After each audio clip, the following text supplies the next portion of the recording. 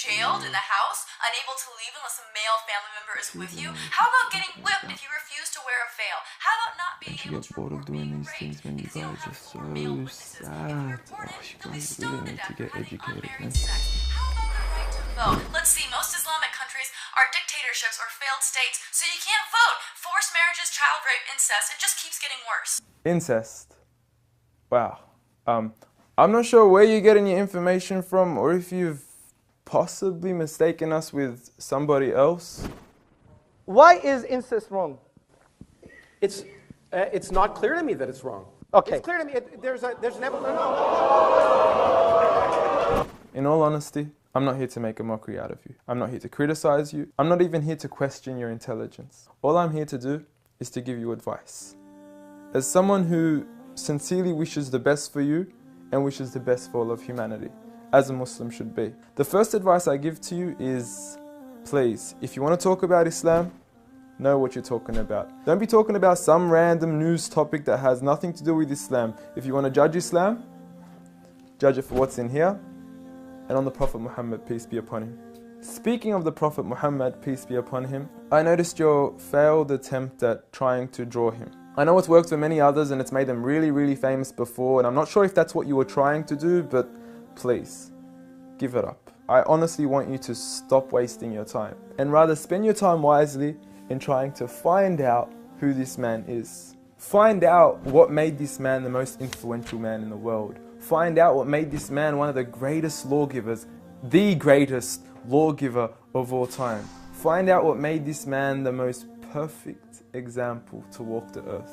A mercy, not only to mankind, but every form of creation. This is a man who little children would run up to him because they knew how merciful he was. They knew that he would take them seriously despite their age. When he was visited by children, he would pat them on the head, while the fathers of others wouldn't even kiss their own children.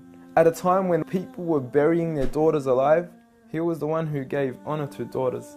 He was the one who gave honor to women. He was the one who promised paradise for the one who raised one daughter righteously. A man who would treat the poor the same way he would treat the rich. A man who would treat the black the same way he would treat the white. Muhammad, peace be upon him, was a man who his own enemies would call him the truthful and the honest. A man, when his enemies would look at him in the eye, they would say, this is not the face of a liar. Even to this day, some of his worst enemies have become the most noble of his supporters after realizing that he was a man of truth. Find out why we love him. Find out why some of the companions were ready to die for him. I don't say this lightly, I mean they actually threw themselves at arrows whenever the enemies would try to assassinate Muhammad, peace be upon him. I ask you to read into the story of a companion by the name of Khubayb, may God be pleased with him, when he was crucified and tortured.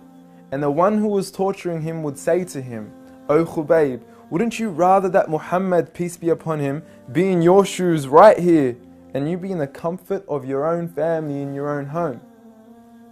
He responded by saying, I would rather be here and die than to see a thorn prick the foot of Muhammad, peace be upon him. I want you to ask yourself, why are there 1.7 billion people today all across the world that are eager to implement the way he lived to the absolute core? From the way we enter the bathroom, to the way we would govern an entire country, to the way we dress, to the way we eat, to the way we even sleep on our right side.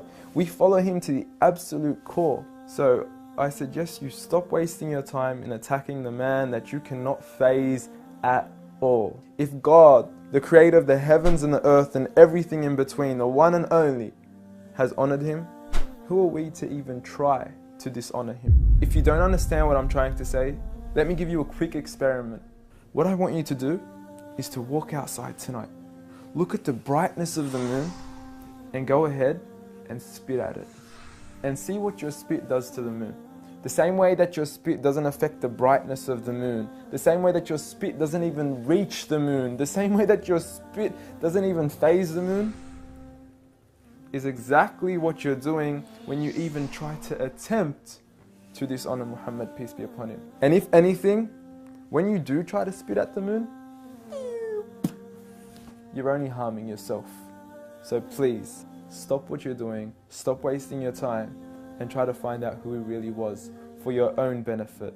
Seek my advice. We want the best for you. Peace.